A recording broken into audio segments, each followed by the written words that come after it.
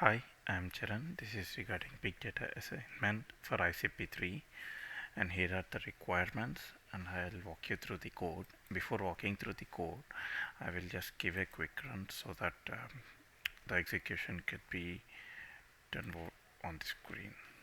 As you can see, the code is now running.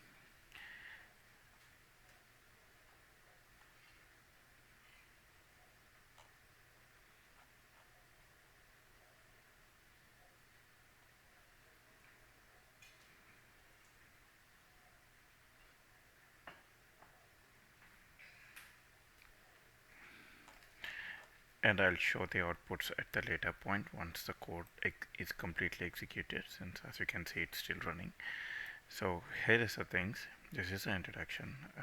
Couple of involved things in data cleaning or stopwords removal, Twitter handling, removing numbers, changing text to the lowercase, dropping the missing values. And as you can see, the data is read here, and data Twitter dot and df dot head to show the first five data, and we see that ID values doesn't contribute anywhere to the prediction. That's where the ID would be removed. It would be dropped. The column would be dropped. And then these are the next steps that we are doing as a stage 1 pre-processing, wherein I will remove the null values, Twitter handles, special characters, and the numbers. I've used a function called clean Twitter text, which will remove these values. And as you can see, I've applied this function to this data frame, and the tweet values are extracted. So as you can see here in this output, you don't see any users like you see here. So this is the first step of the processing. In the second step, stage 2, I'm concentrating on stop word removal, tokenization, lemmatization, and stemming. So like in the given ICP, I've tried two variations of stemming and one variation of lemmatization. As you can see, I've defined three methods here, and I've applied each of these methods to write a different column into the same data frame with the stemmed values. So as you can see, this is the first function that I applied, which will do the stemming based on the portal stemmer, and this is the snowball stemmer, and this is the lemmatization. As you can see here, this data frame has now tweet, and this is the values after applying portal stemmer, and this is the values after applying snowball stemmer, and this is after applying the wordnet lemmatization. Now going to the parts of speech tagging. As you can see, this is another function I've written, which uses which I'm applying to this data frame. Using that function, I would bring out the POS tagging, and I'm saving it as a new column in the POS tag into the same data frame. As you can see, this is a POS tagging that I've done on the text for those rows. As part of the visualizations, the first and foremost thing I wanted to do is the imbalance data check, to see how much imbalance is there within the data. As you can see, the tweet with zeros, which is negative tweet, has been about 30,000, but one has been very limited to 2,000. The ratio is very less, which means the data is very much imbalanced. So there are a couple of techniques that we could use to handle this. One is oversampling and undersampling. As you can see in the graph, there's a variation.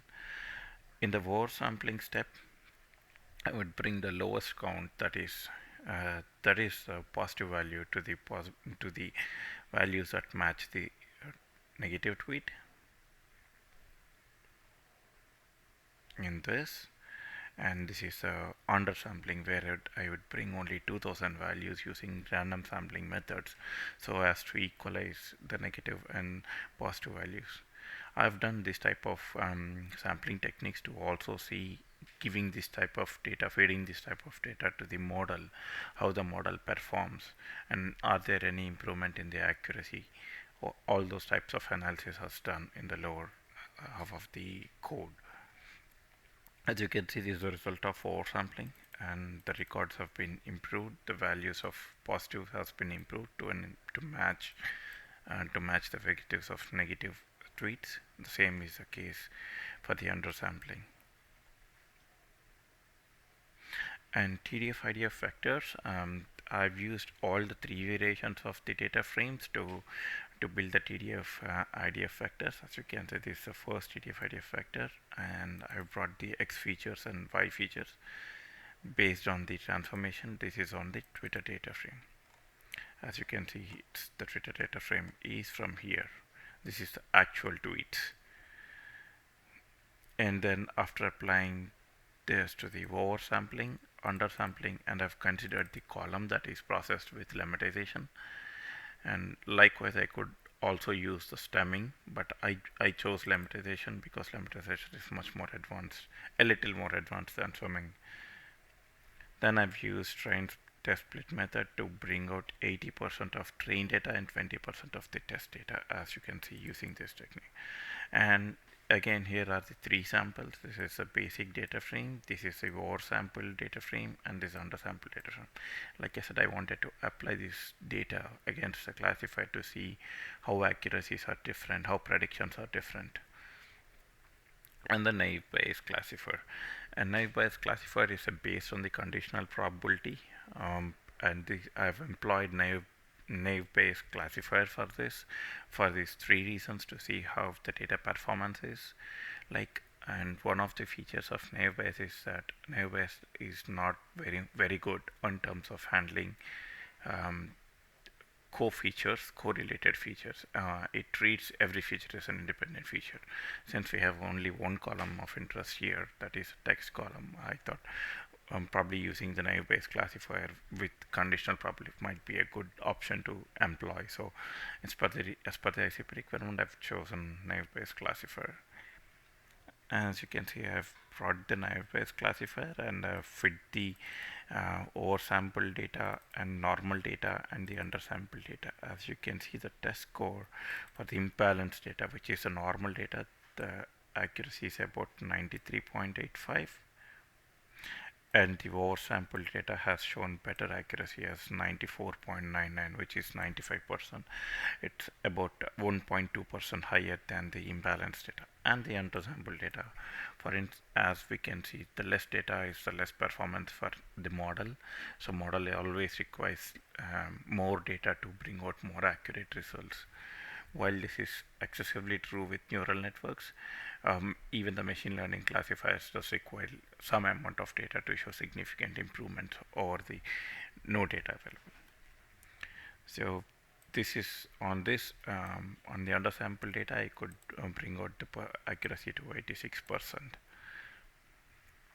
Now that I've plotted these values against the bar graph to see how imbalanced data and the sample data and undersample data has performed, as we can see, the imbalanced data is about 93% and oversampled is about 95% and the undersampled is about 85%.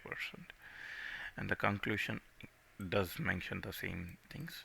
And these are the few references that I used in the process of execution of this ICP.